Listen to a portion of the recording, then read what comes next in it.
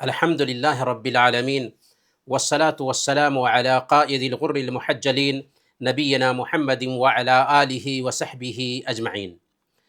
محترم بھائیوں، دینی بہنوں، السلام علیکم ورحمۃ اللہ وبرکاتہ۔ اخلاق حسنہ کے اس سلسلہ وار درس میں آپ سب کا ہم ویلکم کرتے ہیں۔ آج ہم اخلاق حسنہ میں سے غصہ پر قابو پانے اور بردباری تحمل اختیار کرنے کے حوالے سے بہت ہی اہم باتیں کرنے والے ہیں۔ ایک پرسکون زندگی اس سے ملتی ہے اور ایک بہترین اخلاق بنتا ہے غصہ پر قابو پانے سے، اور برداشت کی صلاحیت خود میں پیدا کرنے سے۔ سب سے پہلے میرے بھائیوں اور دینی بہنوں، انسانی فطرت ہے کہ وہ مل جل کر کے رہنا پسند کرتا ہے۔ ہم آئے دن اپنی زندگی میں دو طرح کے لوگوں کا سامنا کرتے ہیں۔ کچھ لوگ نرم مزاج ہوتے ہیں، کچھ لوگ سخت مزاج ہوتے ہیں، جو دوسروں کے ساتھ عاجزی اختیار کرتے ہیں، انکساری اختیار کرتے ہیں، محبت سے پیش آتے ہیں۔ ایسے لوگوں کو سماج کے لوگ گھنے سایہ دار درخت کے جیسے سمجھتے ہیں کہ سب لوگ ان کے قریب ہوتے ہیں، ان کے پاس بیٹھنا بہتر سمجھتے ہیں، اور ایسا اخلاق والا آدمی سب کا پیارا بن جاتا ہے، سب کا ہر دل عزیز بن جاتا ہے۔ اس کے اپوزٹ جو جلدی غصہ ہونے والا ہوتا ہے، بد اخلاق ہوتا ہے، ایسے لوگوں سے لوگ دور بھاگتے ہیں اور ان سے دوستی بنانا پسند نہیں کرتے۔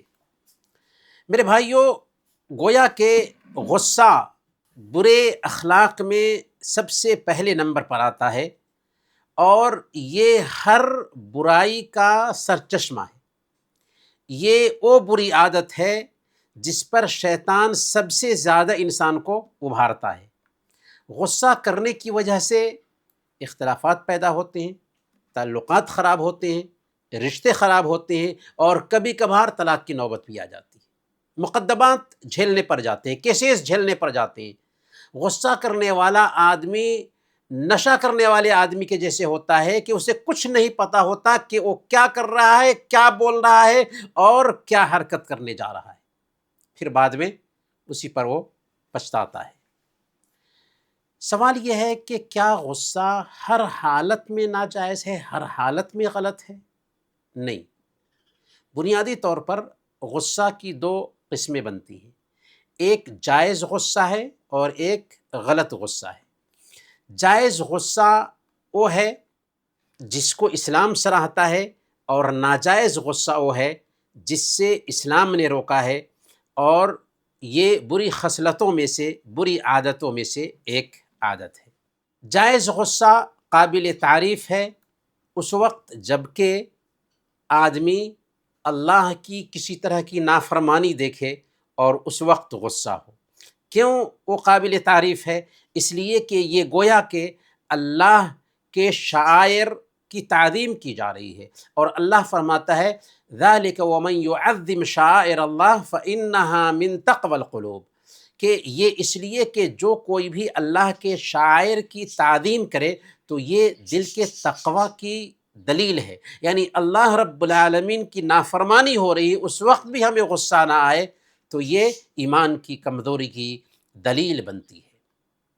یہی وجہ ہے کہ اللہ کے نبی صلی اللہ علیہ وسلم جب شریعت کے خلاف کوئی چیز دیکھتے تھے تو غصہ ہوتے تھے، اور آپ کے چہرے پر یہ کیفیت دیکھنے کو ملتی تھی۔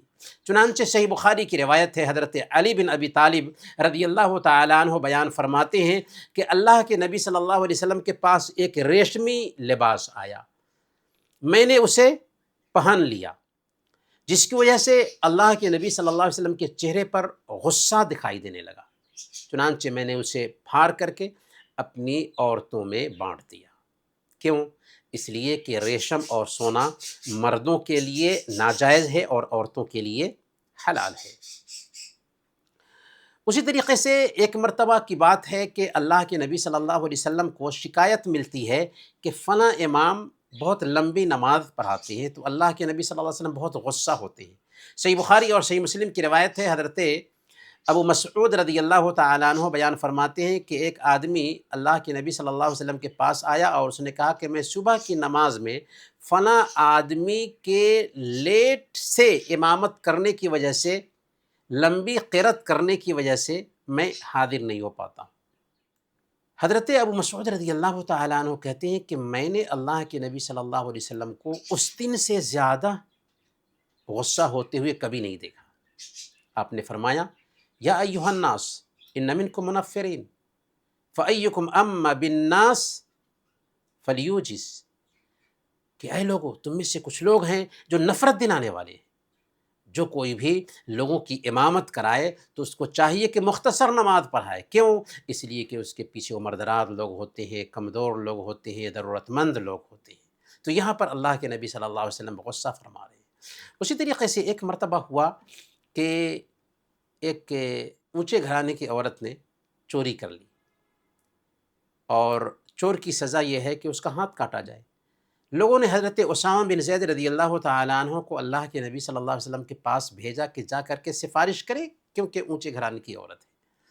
اللہ کے نبی صلی اللہ علیہ وسلم نے جب اسامہ بن زید رضی اللہ تعالیٰ عنہ کی بات سنی تو آپ غصہ ہو گئے، آپ کے چہرے کی کیفیت بدلنے لگی، اور آپ نے فرمایا کہ تم سے پہلے لوگ اسی وجہ سے برباد ہوئے کہ اگر ان میں کا کوئی شریف آدمی چوری کرتا تو اس کو سزا نہیں دیتے تھے، اور اگر کمزور آدمی چوری کرتا تو اس کو سزا دیتے تھے۔ والذی نفس محمد بیدہ لو ان فاطمۃ بنت محمد سرقت لقطعت یدہا، اللہ کی قسم جس کے ہاتھ میں محمد کی جان ہے، اگر فاطمہ بنت محمد نے چوری کیا ہوتا تو بھی میں اس کا ہاتھ کاٹ دیتا۔ فاطمہ بنت محمد بھی اگر چوری کرے، عدل کا دستور ہے کہ ہاتھ کاٹا جائے گا۔ تو ان واقعات سے آپ کو پتہ یہ چلا کہ اللہ کے نبی صلی اللہ علیہ وسلم کچھ معاملات میں غصہ ہوتے ہیں جبکہ شریعت کی بے حرمتی دیکھتے ہیں، لیکن یہاں پر بھی اس کے کچھ قاعدے ہیں، الٹپ نہیں کہ جو بھی معاملہ ہے ہم فوراً غصہ کا اظہار کریں۔ اللہ کے لیے غصہ ہونے کا مطلب بالکل یہ نہیں ہے کہ انسان اپنی کیفیت سے باہر ہو جائے، دوسروں پر زیادتی کر بیٹھے اپنی بات سے یا اپنے رویے سے، بلکہ غصے کے اظہار کے وقت ایک آدمی ظاہر کرے کہ یہ منکر کام ہے اور یہ غلط ہے، اس لیے میں غصہ ہو رہا ہوں، اور جس چیز کے بارے میں غصہ کا اظہار کیا جا رہا ہے اس کے بارے میں واقعی ٹھوس دلیل پائی جائے کہ یہ منکر ہے، یہ شریعت کے خلاف ہے۔ کبھی کبھار ہم کسی کام کو سمجھتے ہیں کہ یہ شریعت کے خلاف ہے، حالانکہ وہ شریعت کے خلاف نہیں ہوتا، پھر آپ اس پہ کیوں غصہ ہوں گے؟ تو یہ اہم مسئلہ ہے جس کو دھیان میں رکھنا چاہیے۔ لیکن جو عام طور پر غصہ ہے وہ غصہ نہایت ہی مذموم ہے، نہایت ہی ناپسندیدہ ہے، اور یہ عقل کے بھی خلاف ہے، شریعت کے بھی خلاف ہے، دین کے بھی خلاف ہے، اور ایک مومن کی شان کے خلاف ہے کہ وہ غصہ کرے۔ صحیح بخاری کی روایت ہے، اللہ کے نبی صلی اللہ علیہ وسلم کے پاس ایک صحابی آئے اور انہوں نے کہا کہ اے اللہ کے نبی صلی اللہ علیہ وسلم، مجھے نصیحت کیجئے، مجھے وصیت کیجئے۔ اللہ کے نبی صلی اللہ علیہ وسلم نے ایک ہی وصیت کی، کیا فرمایا؟ لا تغضب، لا تغضب، لا تغضب، غصہ مت کرو، غصہ مت کرو، غصہ مت کرو۔ یہ صحیح بخاری کی روایت ہے۔ اور صحیح ابن حبان کی ایک روایت ہے، ایک آدمی نے اللہ کے نبی صلی اللہ علیہ وسلم سے پوچھا یا رسول اللہ ما یمنعنی من غضب، کہ اللہ کے غصہ سے ہمیں کون سی چیز دور کر سکتی ہے؟ اللہ کے نبی صلی اللہ علیہ وسلم نے فرمایا لا تغضب، غصہ مت کرو۔ گویا کہ اگر تم لوگوں پر غصہ نہیں کرو گے تو اللہ کا غصہ بھی تم پر نہیں ہوگا۔ اللہ کے نبی صلی اللہ علیہ وسلم نے نصیحت کرنے والے صحابی کو نہایت اہم نصیحت کی، جو ممکن ہے کہ ان کی طبیعت کے موافق تھی، کیونکہ اللہ کے نبی صلی اللہ علیہ وسلم ہر آدمی کی طبیعت دیکھ کر کے اس کے حساب سے اس کو نصیحت کرتے تھے۔ اللہ کے نبی صلی اللہ علیہ وسلم نے غصہ نہ کرنے کی وصیت اس لیے کی کہ غصہ ہر برائی کو لے کر کے آتی ہے، ہر برائی کا سرچشمہ ہے۔ ایک آدمی غصے کی حالت میں عقل کھو بیٹھتا ہے، وقتی طور پر جنون کا شکار ہو جاتا ہے، جذبات کے تابع ہو جاتا ہے۔ اب وہ حرام حلال میں پرواہ نہیں کرتا، گالی دینا بھی شروع کر دیتا ہے، بدگوئی زبان پر لاتا ہے، طلاق اور خلع کے جو کیسز آتے ہیں غصے ہی کی وجہ سے آتے ہیں، مار پیٹ کرنا شروع کر دیتا ہے، ظلم و زیادتی شروع کر دیتا ہے، قتل و خون ریزی کی نوبت بھی آ جاتی ہے صرف غصہ کی وجہ سے۔ اسی لیے حضرت عبداللہ بن مبارک رحمۃ اللہ علیہ سے کہا گیا کہ اچھے اخلاق کو ایک جملے میں بیان کیجیے۔ کیا کہا گیا؟ حضرت عبداللہ بن مبارک رحمۃ اللہ علیہ سے کہا گیا کہ اچھے اخلاق کو ایک جملے میں بیان کیجیے، تو انہوں نے کہا اچھا اخلاق ترک غصہ کا نام ہے، غصہ چھوڑ دینے کا نام دراصل اچھا اخلاق ہے۔ مقصد یہ ہے کہ ایک آدمی غصہ کی حالت میں کوئی بھی فیصلہ لینے سے بچے۔ اگر غصہ ہے تو فیصلہ ٹال دے یہاں تک کہ طبیعت اپنی حالت پر لوٹ آئے۔ غصے کی حالت میں ایک انسان کے اندر بدلے کے جذبات پیدا ہونے لگتے ہیں، اور بعد میں اگر کچھ عمل کرتا ہے تو اس پر وہ شرمندہ ہوتا ہے۔ اسی لیے غصہ ساری برائیوں کی جڑ ہے۔ جس صحابی کو اللہ کے نبی صلی اللہ علیہ وسلم نے نصیحت کیا تھا اور کہا تھا کہ لا تغضب، غصہ مت کرو، تو وہ بیان کرتے ہیں ففکرت حین قال رسول اللہ صلی اللہ علیہ وسلم ما قال فإذا الغضب یجمع الشر کلہ۔ اللہ کے نبی صلی اللہ علیہ وسلم نے جب غصہ نہ کرنے کی بات کہی اور میں نے اللہ کے نبی صلی اللہ علیہ وسلم کے اس قول پر غور کیا، تب مجھے یہ بات سمجھ میں آئی کہ غصہ ہر برائی کو جمع کر لیتا ہے۔ نہ رہ غافل کبھی غصے کی شر سے، اگر انجام کا تجھ کو دھیاں ہے، حسد غیبت عداوت بغض و نفرت یہ سب بچے ہیں، غصہ ان کی ماں ہے۔ یعنی ایک انسان جب غصہ کرتا ہے تو غصہ کرنے کی وجہ سے حسد کرتا ہے، غصہ کرنے کی وجہ سے غیبت کرتا ہے، غصہ کرنے کی وجہ سے دشمنی رکھتا ہے، غصہ کرنے کی وجہ سے نفرت رکھتا ہے۔ یہ غصہ ماں ہے اور یہ ساری برائیاں اس کے بچے ہیں۔ اسی لیے حضرت عبداللہ بن مبارک رحمۃ اللہ علیہ کہتے ہیں کہ اگر پورے اخلاق کا خلاصہ کرنا چاہیں تو وہ غصہ چھوڑ دینا ہے۔ اس سے آپ آج کے موضوع کی اہمیت کا اندازہ لگا سکتے ہیں۔ غصہ کی حقیقت کیا ہے؟ غصہ کی جگہ دل ہے۔ اس کا مفہوم یہ ہوا کہ بدلہ لینے کے لیے دل کا خون جوش مارتا ہے۔ اس اعتبار سے لوگوں کی بھی تین حالت بن جاتی ہے۔ کچھ لوگوں کے اندر افراط ہوتا ہے، کچھ لوگوں کے اندر تفریط ہوتی ہے، اور کچھ لوگ بیلنس برتتے ہیں۔ تفریط کا مطلب یہ ہوا کہ جب آدمی کے اندر سے غصہ کی طاقت نکل جائے تو کمزور پڑ جاتا ہے۔ اسی لیے امام شافعی رحمۃ اللہ علیہ نے بیان فرمایا من استغضب فلم یغضب فہو حمار، جس آدمی کو غصہ دلایا جائے پھر بھی وہ غصہ نہ آئے وہ گدھا ہے۔ تو غصہ کوئی غلط چیز نہیں ہے، لیکن غصہ پہ قابو پانا یہ اہم چیز ہے۔ صحابہ کرام کی کیفیت کیا تھی؟ اشداء علی الکفار رحماء بینہم، وہ کفار پر سخت ہیں اور آپس میں رحم دل ہیں۔ غصہ کی جو دوسری کیفیت ہے وہ ہے افراط، جبکہ غصہ کی وجہ سے ایک انسان آپس سے باہر ہو جائے، دین کو نظر انداز کر دے، عقل کو نظر انداز کر دے، بصیرت کو کھو دے اور آپے سے باہر ہونے کی وجہ سے جو چاہے بول دے، جو چاہے کرنے لگ جائے۔ تو یہ نہایت ہی ناپسندیدہ ہے، اور اسلام اس کو غلط سمجھتا ہے، عقل اس کو غلط سمجھتی ہے، اور ہر شریعت اس کو غلط سمجھتی ہے، ہر دین اس کو غلط سمجھتا ہے۔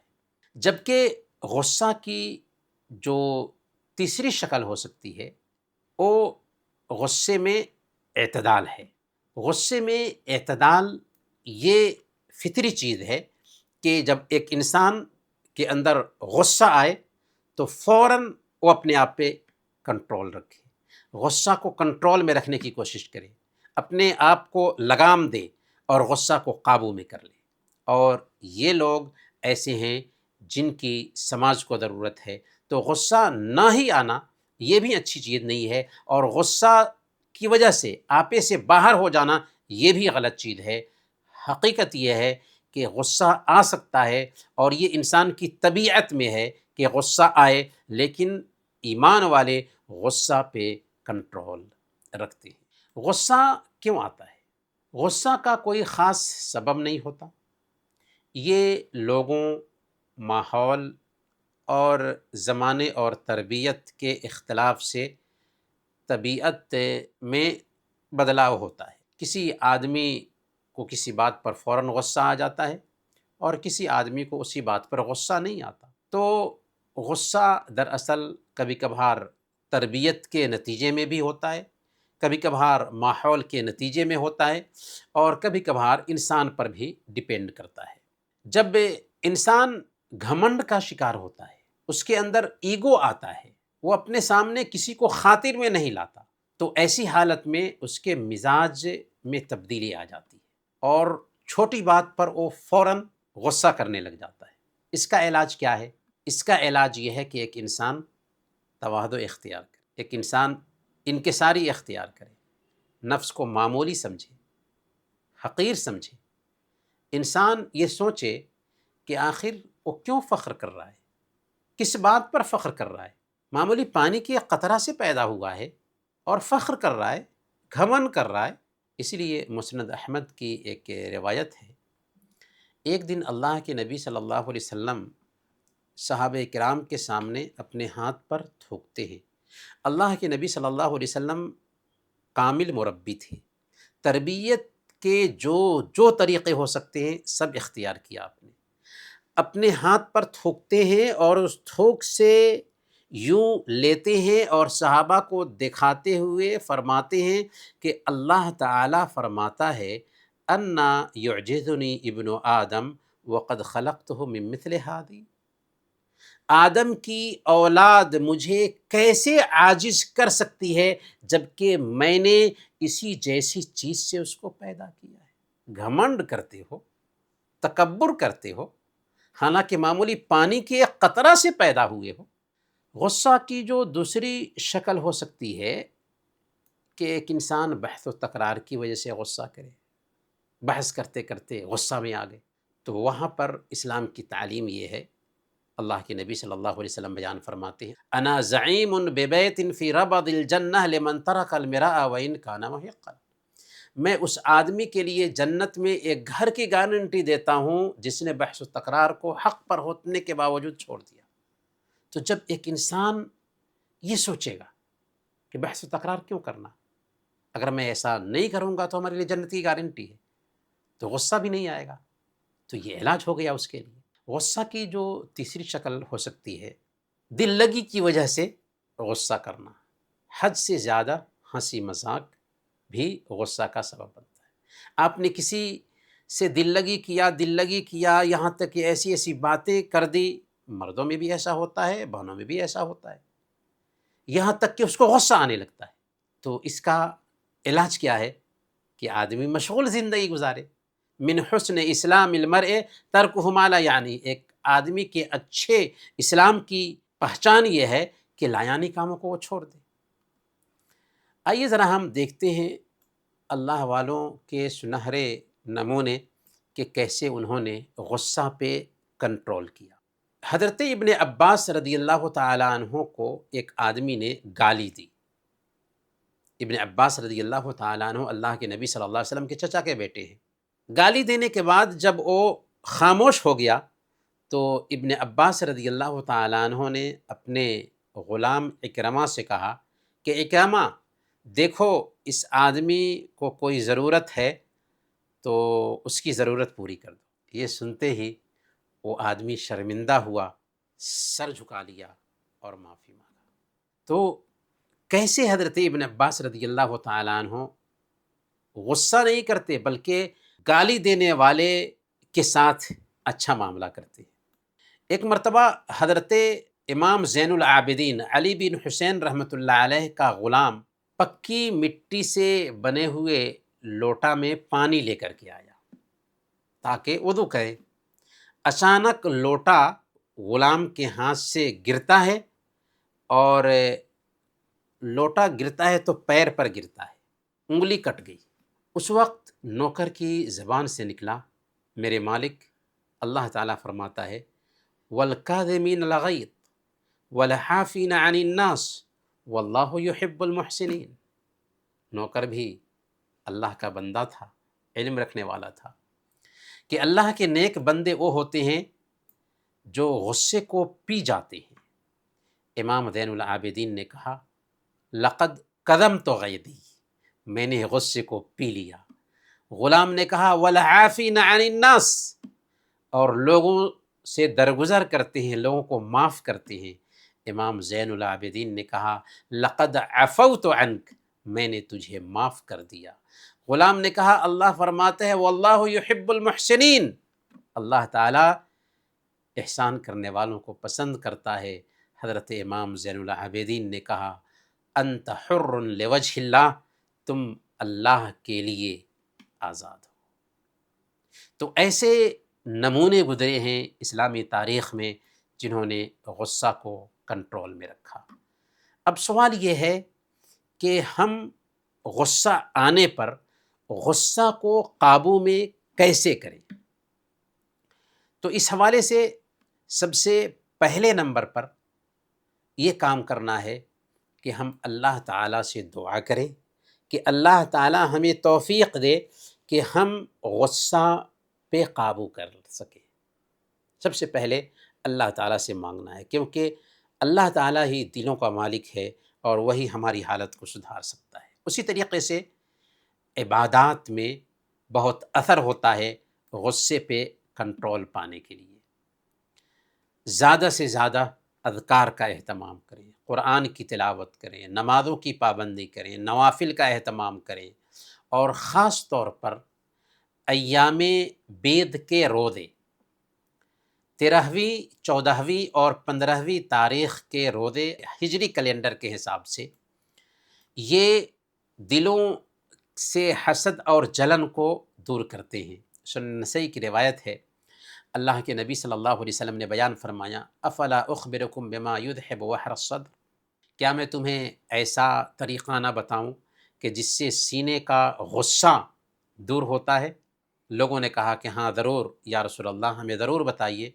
آپ نے فرمایا صیام ثلاثۃ ایام من کل شہر، ہر مہینہ 3 روزے رکھنا، اس سے دلوں کا غصہ اور غضب دور ہوگا۔ دوسرے نمبر پر غصہ آتا ہے تو فوراً اعوذ باللہ من الشیطان الرجیم کہیں۔ صحیح بخاری کی روایت ہے، اللہ کے نبی صلی اللہ علیہ وسلم کے ساتھ حضرت سلیمان بن سرد رضی اللہ تعالیٰ عنہ بیٹھے ہوئے تھے۔ وہ کہتے ہیں کہ میں نے 2 آدمیوں کو آپس میں جھگڑتے ہوئے دیکھا، ایک کا چہرہ سرخ ہو رہا تھا، لال ہو رہا تھا، اس کے جبڑے پھول رہے تھے۔ اللہ کے نبی صلی اللہ علیہ وسلم نے فرمایا اس کو دیکھ کر کے انی لعلم کلمۃ لو قالها ذهب عنه ما یجد، میں ایسی بات جانتا ہوں کہ اگر وہ کہہ لے اسے تو اس سے یہ غصہ جاتا رہے۔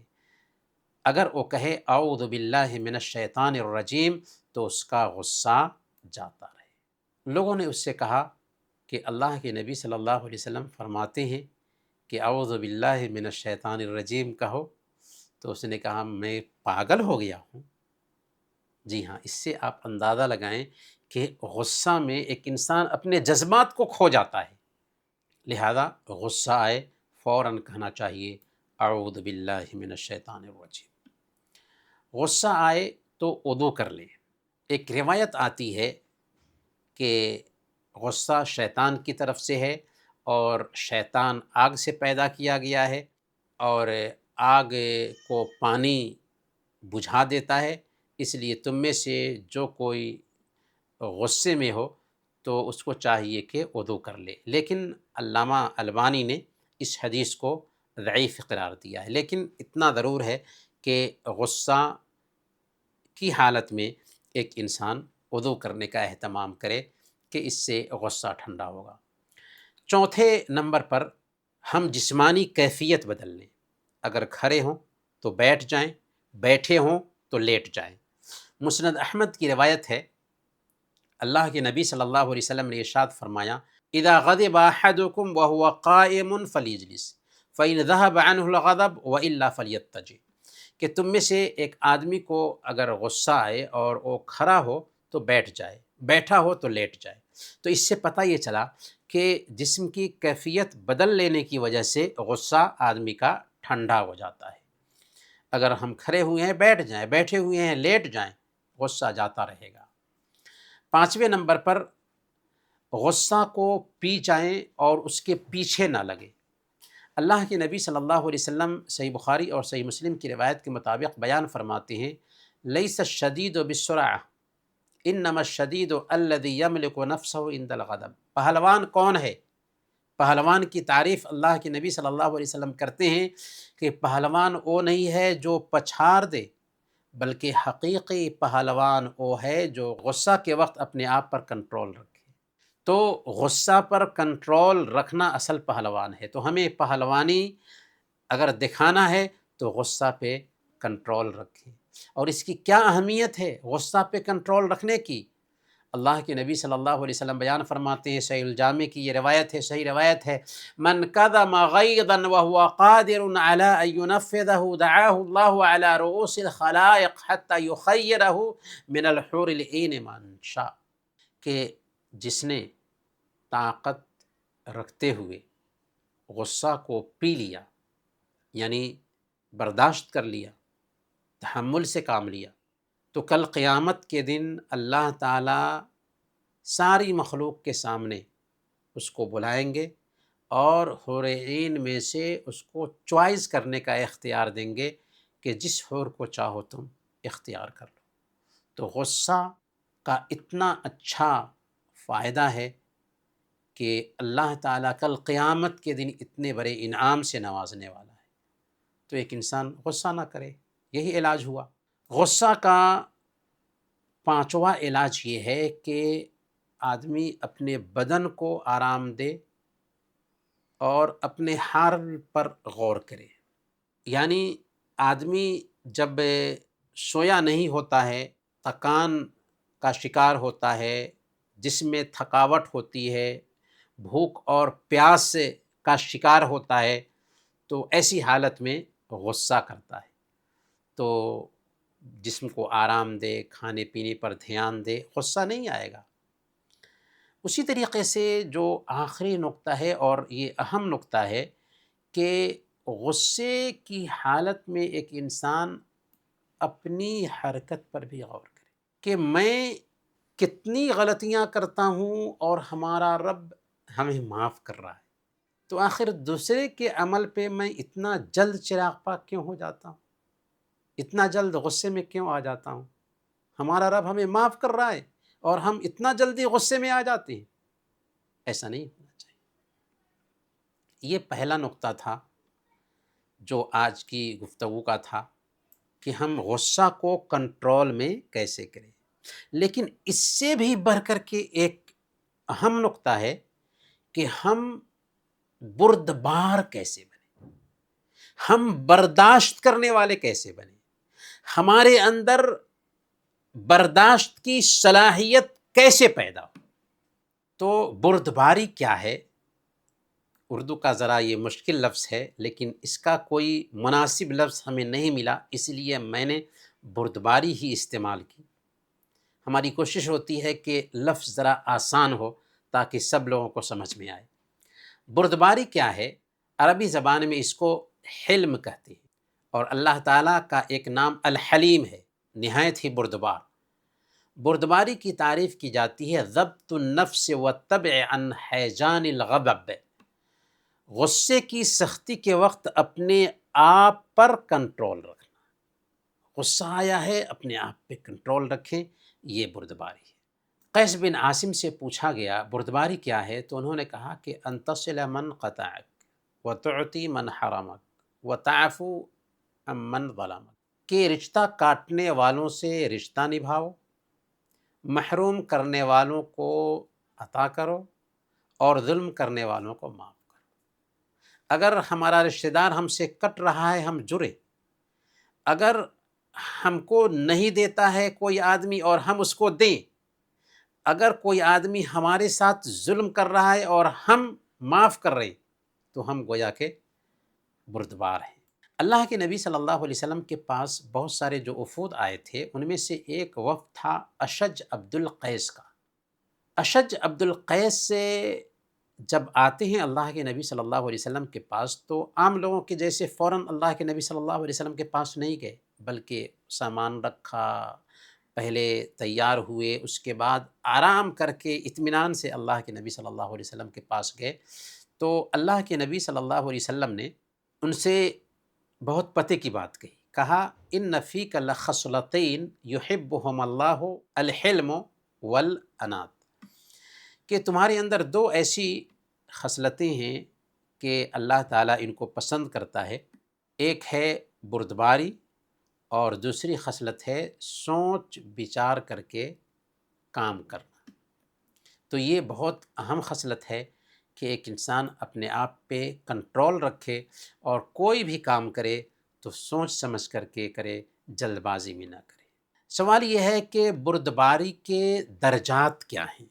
امام ابن حبان رحمۃ اللہ علیہ کی کتاب ہے روضۃ العقلاء، اس کتاب میں امام ابن حبان رحمۃ اللہ علیہ نے بردباری کے 7 درجات بیان کیے ہیں۔ فرماتے ہیں اول الحلم المعرفہ، ثم التثبت، ثم العزم، ثم التصبر، ثم الصبر، ثم الرضا، ثم الصمت والاغضاء۔ بردباری کی شروعات سوجھ بوجھ اور علم سے ہوتی ہے، پھر تحقیق کریں، پھر پختہ ارادہ رکھیں، پھر صبر کرنے کی کوشش کریں، پھر صبر کریں، پھر رضامند ہو جائیں، پھر خاموشی اور درگزر سے کام لیں۔ امام ابن حبان رحمۃ اللہ علیہ کی یہ بات جو ہے نا، بہت پتے کی بات ہے۔ آئیے ہم اس کو ذرا مثال سے سمجھتے ہیں تاکہ یہ بات سمجھ میں آ سکے۔ امام ابن حبان رحمۃ اللہ علیہ نے بردباری کے 7 درجے بیان کیے ہیں۔ سب سے پہلے کہا کہ علم اور شعور آئے، جیسے ایک شخص نے آپ کو برا کہا، آپ کا شعور بیدار ہوتا ہے، آپ کے ذہن میں فوراً یہ بات آتی ہے کہ اگر میں نے بھی پلٹ کر کے ویسا ہی جواب دیا جیسے اس نے کہا ہے، تو مجھ میں اور اس میں کیا فرق رہ جائے گا۔ اللہ کو غصہ پینے والے پسند ہیں، ساتھ ہی آپ کو یہ بھی اندازہ ہوتا ہے کہ شاید یہ شخص کسی ذاتی پریشانی کی وجہ سے الجھن کا شکار ہے، جس کی وجہ سے غصہ کیا ہے۔ تو شعور سب سے پہلے پیدا کریں، کیا ہوگا؟ غصے پہ کنٹرول پانا آسان ہو جائے گا۔ دوسرے نمبر پر تحقیق کریں، خود میں ٹھہراؤ پیدا کریں۔ آپ فوراً جوابی حملہ کرنے کی بجائے، چیخنے کی بجائے، ایک لمحے کے لیے خاموش ہو کر رک جائیں۔ آپ جلد بازی نہ کریں، بلکہ صورتحال کا جائزہ لیں کہ آیا اس نے جو یہ بات کہی ہے یا غصہ دلایا ہے، ایسا کیوں کیا ہے، کیا وجہ ہو سکتی ہے، اس کا مطلب نکالنے کی کوشش کریں، اس کی تحقیق کریں، معاملہ آسان ہو جائے گا آپ کے لیے۔ تیسرے نمبر پر پختہ ارادہ۔ جب آپ نے شعور پیدا کیا، اپنے اندر تحقیق کی، تو اب دل میں ایک مضبوط ارادہ پیدا کرے، کچھ بھی ہو جائے میں اپنے بیلنس کو نہیں کھوؤں گا، اس جھگڑے کو آگے نہیں بڑھاؤں گا، کیونکہ ہمیں پتہ ہے کہ غصہ کا نتیجہ اچھا نہیں ہوتا۔ چوتھے نمبر پر صبر کے لیے خود کو مجبور کریں۔ آسانی سے صبر آتا نہیں، یہ کٹھن مرحلہ ہے۔ یہاں تک کہ ہمارے گھر کے کسی فرد نے بھی کوئی بات بول دیا ہے تو آسانی سے اس کو برداشت کرنے نہیں ہو پاتا، لیکن اس کے لیے اپنے آپ کو تیار کریں۔ جذبات بھڑک رہے ہیں، دل چاہ رہا ہے کہ کرارا جواب دیا جائے، لیکن آپ گہری سانس لیں، اپنے آپ کو کنٹرول میں رکھیں، غصے کو اندر ہی دبا لیں۔ یہ وقت ہے کہ آپ خود کو صبر کرنے کے لیے مجبور کر رہے ہیں۔ تو ایک ہے صبر کرنا اور ایک ہے صبر کے لیے خود کو مجبور کرنا۔ مجبور کریں اپنے آپ کو۔ پانچویں نمبر پر حقیقی طور پر صبر کریں۔ جب آپ نے صبر کے لیے اپنے آپ کو مجبور کیا تو اب صبر کا درجہ آ جاتا ہے۔ خود بخود آپ کے جذبات نارمل ہو جائیں گے، آپ پرسکون ہو جائیں گے اور صبر کے لیے تیار ہو چکے ہیں۔ چھٹے نمبر پر امام ابن حبان رحمۃ اللہ علیہ کا کہنا ہے کہ دلی اطمینان، یعنی طبیعت پرسکون ہونے کے بعد آپ کا دل اپنے اس عمل پر مطمئن ہو جاتا ہے۔ آپ کو خوشی ہوتی ہے کہ شکر ہے کہ میں نے غصے میں کوئی غلط قدم نہیں اٹھایا، ورنہ ہمارے تعلقات خراب ہو جاتے۔ تو ایک انسان جب غصے کی حالت میں غصہ کو دبا دیتا ہے تو اس کو خوشی ہوتی ہے، اور جب ایک انسان غصے کی حالت میں غصہ پر غصہ کرتا ہے تو بعد میں پچھتاتا ہے۔ تو کیوں ہم پچھتانے جائیں، اس سے پہلے ذرا ہم کیوں نہ اپنے آپ کو سنبھال لیں۔ اور ساتواں جو نقطہ ہے امام ابن حبان کا کہ خاموشی اختیار کریں اور درگزر سے کام۔ آپ بالکل خاموش رہتے ہیں، آپ اس کو نظر انداز کر دیتے ہیں، بعد میں بھی اس کو طعنہ نہیں دیتے، اور اگلی بار اس سے ملتے ہیں تو مسکرا کر ملتے ہیں، تو جانتے ہیں کیا حال ہوگا؟ عجیب طریقے سے آپ کی محبت اس کے دل میں بیٹھ جائے گی۔ اس طرح ایک انسان اپنے آپ کو لگام دیتے دیتے، اپنے آپ سے جنگ کرتے کرتے، قدم قدم آگے بڑھاتے ہوئے اپنے اندر تحمل پیدا کرتا ہے، اپنے اندر برداشت پیدا کرتا ہے۔ یہ بہت بڑی خوبی ہے عبداللہ بن مبارک رحمۃ اللہ علیہ کے اس قول کو یاد کیجئے کہ انہوں نے اچھے اخلاق کا خلاصہ بیان کیا کہ ایک انسان غصہ چھوڑ دے۔ میرے بھائیوں، اب ہم آتے ہیں بردباری کی پہچان کیا ہے۔ بردباری کی پہچان کیا ہے؟ 8 پہچان ہم بیان کریں گے۔ اس کے ذریعہ ہم پہچان سکتے ہیں کہ ہم واقعی خود کو بردبار سمجھتے ہیں یا نہیں، واقعی ہم برداشت کرنے والے ہیں یا نہیں۔ پہلی نشانی یہ ہے کہ ہم زیادتی کرنے والا کوئی ہے تو اس کو معاف کر دیں۔ مثال کے طور پر آپ کے کسی ساتھی یا دوست نے غصے میں آ کر آپ کی بے عزتی کر دی، یا آپ کا کوئی مالی نقصان کر دیا، آپ کے پاس طاقت تھی، آپ اس سے بدلہ لے سکتے تھے، لیکن آپ نے بدلہ نہیں لیا، معاف کر دیا۔ معاف کر دیا اللہ کے، تو آپ کا معاف کر دینا دراصل اس بات کی دلیل ہے کہ آپ بردبار ہیں۔ دوسری نشانی یہ ہے کہ بیوقوفوں اور جاہلوں کی بات کا جواب نہ دیں۔ وَإِذَا خَاطَبَهُمُ الْجَاهِلُونَ قَالُوا السَّلَامَ، جب نادان لوگ ان سے الجھتے ہیں تو وہ سلام کر کے گزر جاتے ہیں۔ مثال کے طور پر سوشل میڈیا کے زمانہ میں آپ دیکھ سکتے ہیں کہ آپ کے پوسٹ پر کچھ لوگ آئے، آپ کو گالیاں دے کر کے چلے گئے، یا آپ ڈرائیونگ کر رہے تھے، اسی بیچ کوئی آدمی چیخنے اور چلانے لگا۔ وہاں بردباری کی پہچان کیا ہے کہ آپ اس سے بحث نہ کریں، کیونکہ نادان انسان ہے، وہ جاہل اور گنوار ہے، آپ اس کی سطح پر کیوں اتر رہے ہیں؟ خاموشی سے وہاں سے بڑھ جائیے، اس کو نظر انداز کیجئے، کیونکہ وہ آپ کے معیار کا نہیں ہے کہ آپ اس سے الجھیں۔ یہ پہچان ہے کہ آپ بردبار انسان ہیں۔ تیسرے نمبر پر آپ غصے کو پی جائیں۔ آپ کی بیوی یا آپ کے بچے نے کوئی غلطی کر دی، اس میں آپ کا نقصان دکھائی دے رہا ہے، آپ کو سخت غصہ آ رہا ہے، دل چاہ رہا ہے کہ آپ چلائیں، لیکن آپ ایک گہرا سانس لیتے ہیں، غصے کے طوفان کو روکتے ہیں، اپنے آپ کو سنبھالتے ہیں، تو یہ پہچان ہے کہ آپ بردبار ہیں، آپ برداشت کرنے والے ہیں۔ یہاں پر ایک واقعہ شیخ ابن باز رحمۃ اللہ علیہ کا جو سوشل میڈیا میں نے پچھلے دنوں پڑھا تھا، ایک لڑکا شیخ ابن باز رحمۃ اللہ علیہ کے پاس آیا، اس نے کہا کہ شیخ مجھ سے غلطی ہو گئی، میں نے اپنے والد کی کار کی ڈرائیونگ کر رہا تھا، دیوار سے ٹکرا گئی اور ایکسیڈنٹ ہو گیا، ابو بہت غصہ والے ہیں، مجھے بہت ماریں گے، شیخ میں کیا کروں؟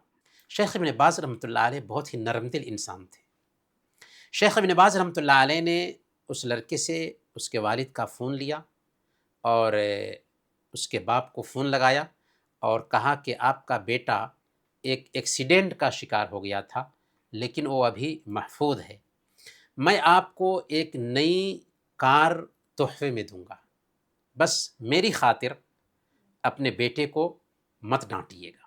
باپ آواز سنتے ہی بہت خوش ہوا، شیخ ابن باز رحمۃ اللہ علیہ کا فون آ گیا مجھے، اور بولتا ہے کہ شیخ آپ کی دعا سے یہ ایکسیڈنٹ ہمارے لیے بابرکت ثابت ہوگی، اب نہ تو میں ڈانٹوں گا اور نہ ہی میں برا بھلا کہوں گا کہ آپ سے بات ہو چکی ہے۔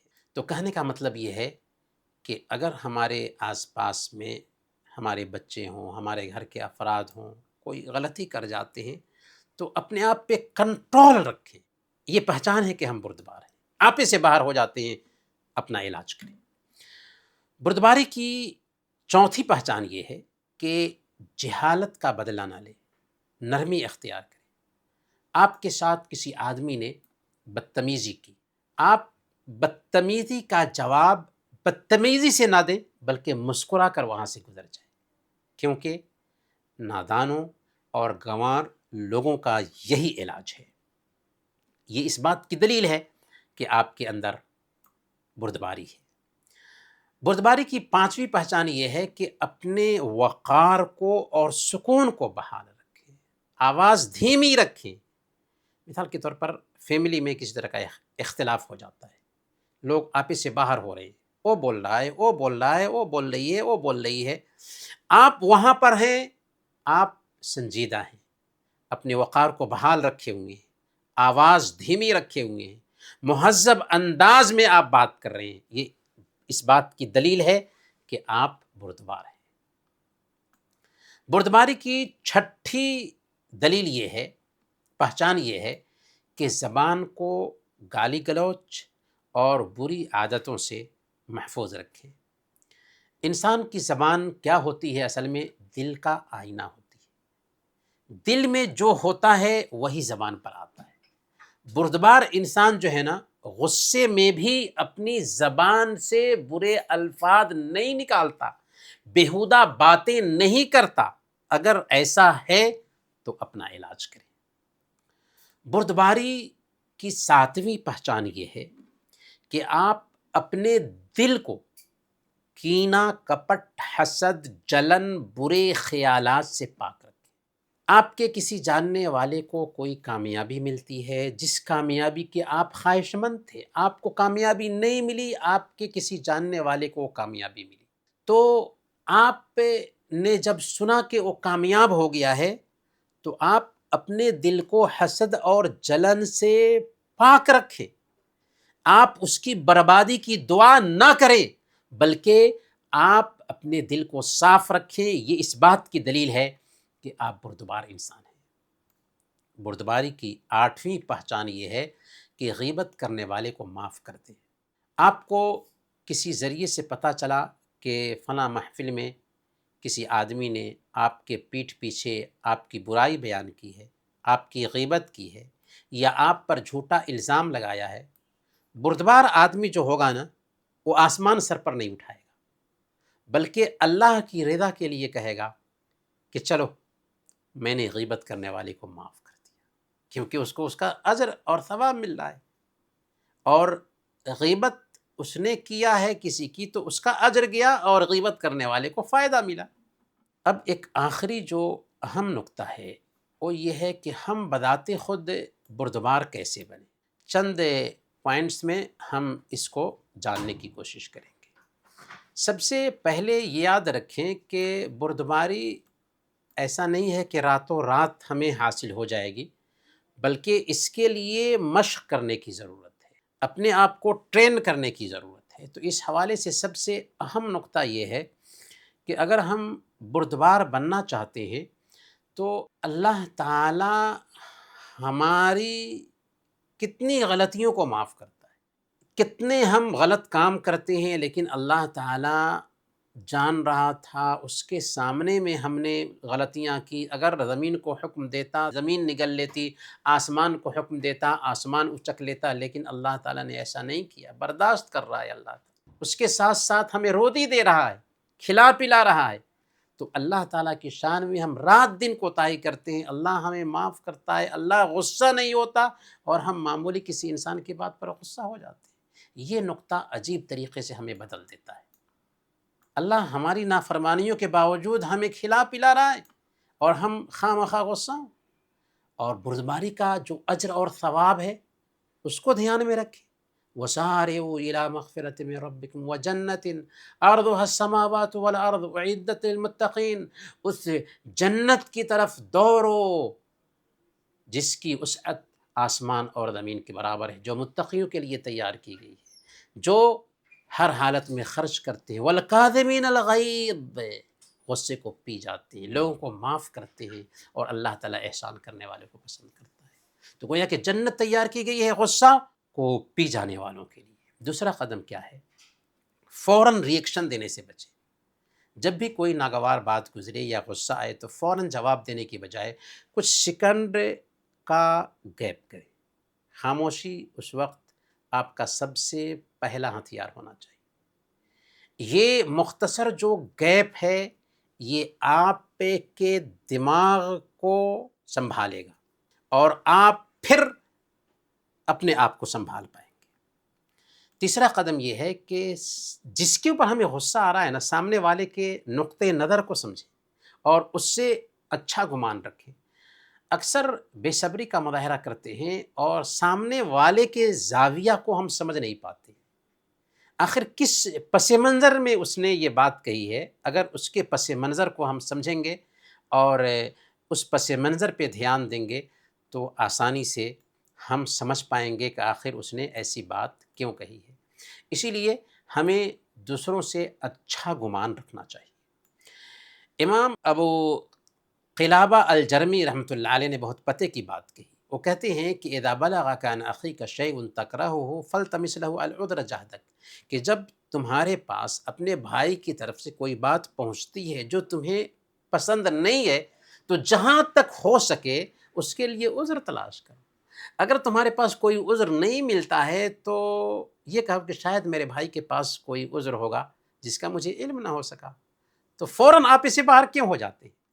اللہ تعالیٰ فرماتا ہے یا ایھا الذین آمنوا اجتنبوا کثیرا من الظن، اے ایمان والو بہت زیادہ بدگمانی سے بچو۔ سیرت کی کتاب میں ایک واقعہ ہے حاتم بن ابی بلتعہ رضی اللہ تعالیٰ عنہ کا۔ جب اللہ کے نبی صلی اللہ علیہ وسلم فتح مکہ کا ارادہ کرتے ہیں تو اس کو راز میں رکھتے ہیں۔ حاتم بن ابی بلتعہ رضی اللہ تعالیٰ عنہ نے کیا کیا؟ ایک خط لکھا اور قریش مکہ کو بھیج دیا۔ اللہ رب العالمین نے اپنے نبی کو وحی کے ذریعہ باخبر کیا کہ حاتم بن ابی بلتعہ نے ایک خط کے ذریعہ قریش مکہ کو اطلاع دینے کی کوشش کی ہے۔ اللہ کے نبی صلی اللہ علیہ وسلم نے چند صحابہ کو بھیجا اور وہ خط کو لایا گیا۔ پھر حضرت حاتم بن ابی بلتعہ رضی اللہ تعالیٰ عنہ کو اللہ کے نبی صلی اللہ علیہ وسلم بلاتے ہیں، جذبات میں نہیں آتے، پوچھتے ہیں کہ حاتم تم نے ایسا کیوں کیا؟ انہوں نے کہا یا رسول اللہ میں اسلام سے پھرا نہیں ہوں، صرف بات یہ ہے کہ میرے بال بچے ہیں مکہ میں نے سوچا کہ اگر میں کچھ احسان کر دوں گا تو وہ لوگ میرے بال بچوں کا خیال رکھیں گے، بس یہی بات ہے۔ حضرت عمر فاروق رضی اللہ تعالیٰ عنہ نے فوراً کہا تھا کہ دعنی اضرب عنق ھذا المنافق، یا رسول اللہ مجھے حکم دیجیے کہ اس منافق کی گردن مار دوں۔ اللہ کے نبی صلی اللہ علیہ وسلم نے کہا کہ اے عمر تمہیں پتہ ہے کہ یہ بدری صحابی ہیں اور اللہ تعالیٰ نے بدریوں کے بارے میں کہا ہے کہ تم جو چاہو کرو، میں نے تمہارے گناہوں کو معاف فرما دیا۔ تو یہاں پر غور کیجئے کہ اللہ کے نبی صلی اللہ علیہ وسلم جذبات میں نہیں آتے ہیں، بلکہ حاطب بن ابی بلتعہ رضی اللہ تعالی عنہ سے نہایت ہی سنجیدگی کے ساتھ میں پوچھتے ہیں۔ جذبات میں کیوں آتے ہیں؟ فوراً ایکشن لینا نہیں، بلکہ سنجیدگی سے آگے بڑھنے کی کوشش کرنی چاہیے۔ یہ بہت اہم نقطہ ہے۔ چوتھے نمبر پر نرمی اور خوش مزاجی کا مظاہرہ کریں۔ خلیفہ مامون عباسی خلیفہ تھا۔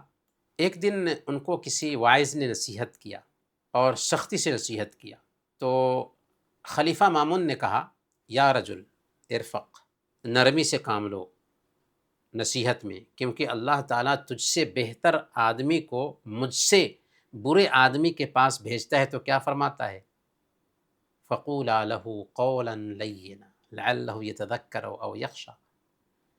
اللہ تعالیٰ نے موسیٰ علیہ السلام کو فرعون کے پاس بھیجا تو کہا کہ نرمی سے بات کرنا، کیونکہ ہو سکتا ہے کہ وہ نصیحت حاصل کرے یا ڈر جائے۔ تو اس سے پتہ یہ چلا کہ کوئی بھی آدمی اس طرح کا کوئی مسئلہ پیش آتا ہے اس کے اور ہمارے بیچ، تو جذبات میں نہ آئیں، نرمی سے بات کریں۔ اور پانچواں قدم یہ ہے کہ برائی کا بدلہ اچھائی سے دیں۔ کسی آدمی نے اگر زیادتی کی ہے، ہم اچھا معاملہ کریں نا اس کے ساتھ۔ اللہ تعالیٰ فرماتا ہے ادفع باللتی ہی احسن، بہتر طریقے سے معاملے کو نمٹانے کی کوشش کرو۔ ایسا نہیں ہے کہ ہمارے بدن میں زخم ہو جائے گا۔ کیا ہوگا اس کے بعد؟ اس کے بعد ہوگا کہ جس کے اور تمہارے بیچ میں دشمنی تھی وہ دوست بن جائے گا۔ چنانچہ صحیح بخاری اور صحیح مسلم کی ایک روایت آتی ہے، اللہ کے نبی صلی اللہ علیہ وسلم ایک سفر میں تھے، ایک جگہ پر پڑاؤ ڈالا، صحابہ کرام الگ الگ جگہوں پر منتشر ہو گئے۔ اللہ کے نبی صلی اللہ علیہ وسلم نے ایک درخت پر اپنی تلوار لٹکا دیا، اور اس کے بعد اللہ کے نبی صلی اللہ علیہ وسلم وہیں پر تلوار لٹکا کر کے آرام کرنے لگے۔ ایک دشمن آیا اور تلوار نکالا اور آپ کو دکھاتے ہوئے کہتا ہے من یمنعک منی، بتاؤ مجھ سے تم کو کون بچائے گا؟ اللہ کے نبی صلی اللہ علیہ وسلم نے نہایت اطمینان سے کہا اللہ۔ نہ جانے اس میں کیا اثر تھا کہ تلوار اس کے ہاتھ سے گر گئی اور وہ تھر تھر کانپنے لگا۔ اللہ کے نبی صلی اللہ علیہ وسلم فوراً تلوار اٹھاتے ہیں اور کہتے ہیں کہ بتاؤ اب مجھ سے تجھے کون بچائے گا؟ اس نے کہا کہ آپ کا رحم و کرم۔ اللہ کے نبی صلی اللہ علیہ وسلم نے اسے معاف کر دیا۔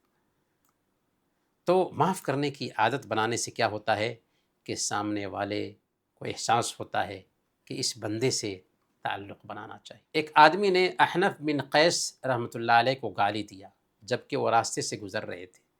جب گھر کے قریب ہوئے تو احنف بن قیس کھڑے ہوئے اور اس سے کہا کہ اللہ کے بندے، تم کو جتنی گالی دینی تھی کیا دے چکے یا ابھی بھی باقی رہ گئی ہے؟ اگر ابھی بھی گالی دینا باقی رہ گیا ہے تو ابھی دے لو، کیونکہ اگر تم گالی دیتے ہوئے آگے جاؤ گے تو ہمارے محلے کے نوجوان دیکھیں گے تو تمہیں نقصان پہنچائیں گے۔ تو دیکھا کیسے احنف بن قیس نے نرمی کا مظاہرہ کیا۔ امام شعبی رحمۃ اللہ علیہ کو کسی نے گالی دی تو انہوں نے کہا ان کنت صادقا فغفر اللہ لی وان کنت کاذبا فغفر اللہ لک، اگر تم سچے ہو تو اللہ مجھے معاف کرے اور اگر جھوٹے ہو تو اللہ تجھے معاف کرے۔ چھٹا نقطہ یہ ہے کہ نادانوں اور جاہلوں کی بات کو خاطر میں نہ لائیں، اور یہ بات ہم بیان کر چکے ہیں۔ ساتواں نقطہ یہ ہے کہ اپنے آپ کا جائزہ لیں اور خود میں کمی تلاش کرنے کی کوشش کریں، کیونکہ اگر ہم اپنے آپ پہ غور کریں گے تو ہم بھی پائیں گے کہ ہمارے اندر بھی بہت ساری کمیاں ہیں، پھر ہم کیوں دوسرے کے اوپر خواہ مخواہ غصہ کر رہے ہیں۔ اور ایک انسان جب کمیوں کو دھیان میں رکھتا ہے تو وہ کمیوں کا پتلا دکھائی دینے لگتا ہے، اس لیے خوبیوں کو دھیان میں رکھنا چاہیے۔ اللہ کے نبی صلی اللہ علیہ وسلم نے بیان فرمایا، خاص طور پر بیوی کے بارے میں کہا لا یفرق مؤمن مؤمنۃ ان کرہ منہا خلقا رضی منہا آخر، کہ ایک مومن اپنی مومنہ بیوی کو ناپسند نہ کرے، اگر اس کی کوئی عادت اس کو پسند نہیں ہے تو بہت ساری عادتیں ہوں گی جو اس کو پسند ہوں گی۔ آٹھواں نقطہ یہ ہے کہ غصہ کرنے کے اسباب سے دوری اختیار کریں۔ جو چیز غصہ لانے کا سبب بن رہی ہے، اس سبب سے ہم دور رہیں۔ مثال کے طور پر ہم کہیں جا رہے تھے، کسی سے وعدہ کیا تھا، وہ وقت پر نہیں آیا، تو ہم کیا کریں گے؟ ٹینشن میں آ جائیں، اوٹ پٹانگ بول دیں؟ نہیں، بلکہ ہم اس انتظار کی گھڑی کو بہتر کام میں لگائیں گے، مطالعے میں لگائیں گے۔ اور یہ بات یاد رکھیں کہ کشتیاں ہوا کے رخ پر نہیں چلتی۔ ہم جو چاہتے ہیں ضروری نہیں ہے کہ ہماری چاہت کے مطابق ہی سب لوگ رہیں۔ تو اسی لیے ہمیں اس بات کو دھیان میں رکھنا چاہیے کہ لوگوں کو ان کی خامیوں کے ساتھ قبول کریں۔ ہم اکثر اس وقت غصے میں آ جاتے ہیں جب ہم اپنے آس پاس کے لوگوں سے ضرورت سے زیادہ امید پال لیتے ہیں۔ حالانکہ ہمیں ماننا چاہیے کہ جب آپ دوسروں کو ان کی خامیوں کے ساتھ قبول کرنا شروع کر دیں گے تو طبیعت خود بخود بحال ہو جائے گی، اور اگر آپ چاہیں گے کہ میں جیسے چاہتا ہوں ویسے ہی سامنے والا ہو جائے، کبھی بھی نہیں ہو پائے گا۔ تو لوگوں کو ان کی خامیوں کے ساتھ قبول کرنا شروع کر دیں۔ اسی طریقے سے نیک لوگوں کی صحبت اختیار کریں، بردبار لوگوں کی زندگی کا مطالعہ کریں، اور برائی کرنے والوں کے ساتھ احسان کریں اور بردباری سیکھنے کی کوشش کریں، کیونکہ العلم بالتعلم والحلم بالتحلم، علم سیکھنے سے آتا ہے اور بردبار بننے کی کوشش کرنے سے آتا ہے۔ تو جب ہم بردباری اختیار کرنے کی کوشش کریں گے تو دھیرے دھیرے بردباری ہمارے اندر بھی آنے لگے گی، دھیرے دھیرے غصے پہ کنٹرول پانے لگیں گے، دھیرے دھیرے برداشت کی صلاحیت ہمارے اندر پیدا ہونے لگے گی۔